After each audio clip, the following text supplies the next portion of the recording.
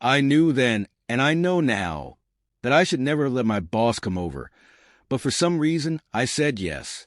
Now, things are getting out of hand faster than I can keep up with.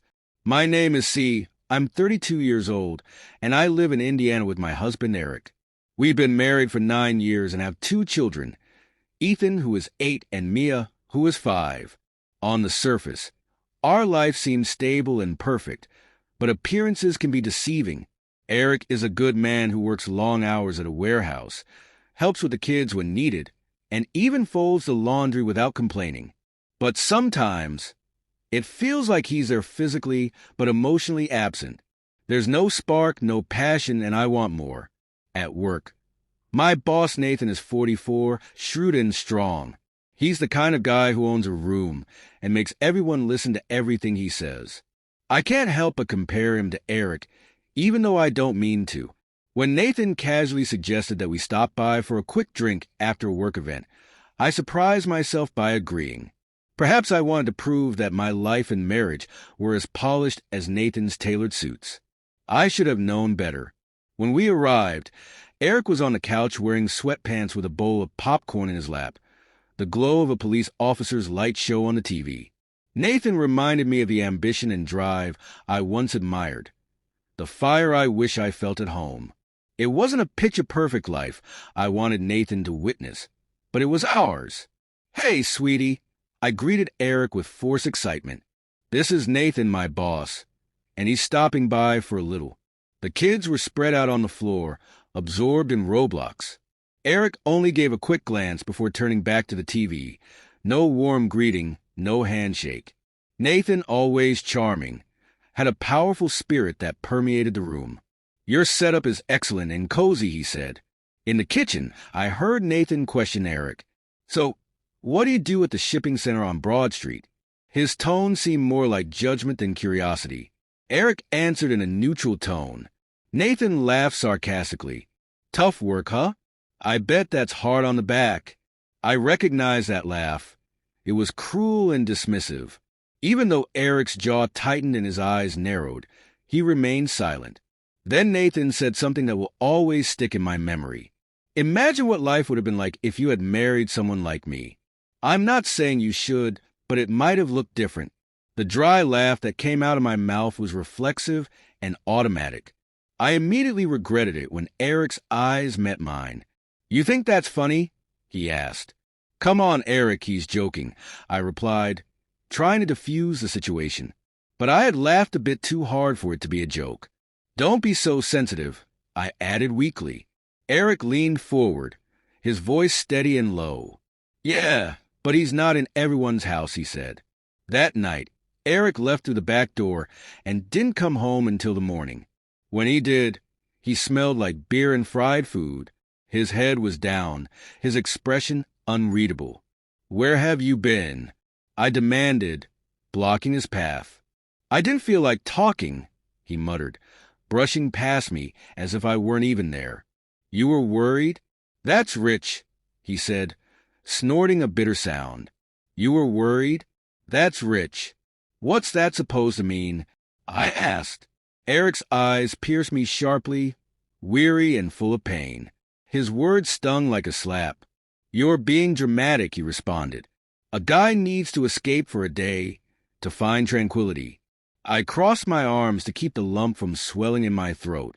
"I used to think it was my responsibility to protect you from the burden of life's challenges, but I never imagined that I would eventually need to defend myself against you." The room's atmosphere became oppressively heavy. "Are you done?" I asked in a shaky voice. He nodded with an enigmatic expression. "Yes, I'm done talking." He vanished into the bedroom, leaving me standing there with my arms crossed, his words reverberating in my head. That night, sleep was elusive. I lay in the dark, aimlessly scrolling through my phone, wanting to distract myself. A video popped up, a relationship guru preaching about how men frequently endure silent suffering. I rolled my eyes.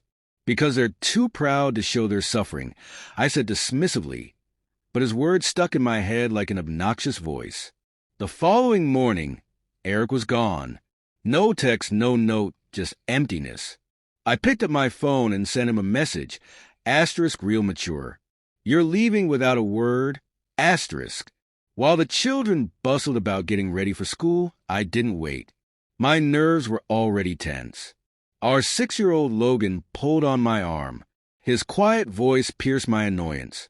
"Give me a moment, Mommy, and tie my shoes," Logan said. I snapped at him, not even glancing up. Logan, from the other room, Emma, our 9-year-old, whined. "Mom, I can't find my iPad. I'm going to lose it." "If you don't stop crying over that tablet, I yelled more sharply than I meant to. Logan stood still, his wide eyes locked on me. They mirrored Eric's, quiet, weary, full of unspoken feelings. By 1 p.m., my voice had softened as I bent to tie his shoes, feeling a twinge of regret. Finally, Eric texted back, "Don't wait up. I'll be home later." My heart raced as I stared at the message. Without thinking, I called him. He answered with a bland tone. "What does 'don't wait up' even mean?" I demanded. "It means don't wait up," he replied coldly. Anger bubbled over. "So you're not coming home now?" "Yep." And with that, he hung up. That evening, when Eric returned, it was late, later than usual. His movements were deliberate, almost mechanical, as if he had rehearsed this moment. He placed his keys on the counter, slid off his jacket, and draped it over a chair, all in silence. I stood, watching him, irritation simmering beneath my composure. "You done sulking?" I asked, my tone harsher than I intended. For a moment, he didn't respond. Then he let out a soft, weary sigh. "I'm tired," he said, his voice barely audible. There was a heaviness in his tone that caught me off guard. It wasn't just exhaustion from work. It was something deeper. Crossing my arms, I fired back. "Well, you're not the only one. Do you think I'm living some kind of dream life here?" He didn't take the bait. No sarcasm, no retort. Instead, he looked at me with a long, searching gaze, as if seeing me for the first time, or maybe the last. "That's the thing," he said quietly. "I don't think you even know what you want. But I do now." My chest tightened. "What's that supposed to mean?" I asked, squinting at him, trying to decipher his words. He didn't answer. Instead, he walked to the bedroom, opened the closet, and pulled out his old black duffel bag. I froze as he calmly began packing, jeans, shirts, socks, all folded neatly and placed into the bag. "What are you doing?" I asked, my voice cracking. He didn't look up. I said louder, "Eric's." At last he looked at me with a resolute, steadfast gaze. "You told me not to come back," he murmured, zipping the bag. My heart cramped. "Stop it. You're not serious," I said with a hollow laugh. But he continued past me and made his way to the door. I yelled after him, "You can't handle one argument without packing your bags. That's it? You're just walking out on your family." He paused at the door and turned. His face was shadowed by the dim porch light. "I'm not walking out on my kids," he said softly. "I'm walking out on you." His words hit me like a blow. I followed him onto the porch, refusing to let him go without a fight. "Oh, so now you're father of the year." I spat bitterly. "Since when?" He turned fully, his expression calm but determined. "Since you stopped being a wife and started being my rival." Days went by without hearing from him. On the 4th day, I broke. I sent him a message. Asterisk, "Have you finished your little vacation? The kids are begging for you." Asterisk. Later that day, my phone rang. The number was unfamiliar. "Is Angela from Bailey Ant's law firm?"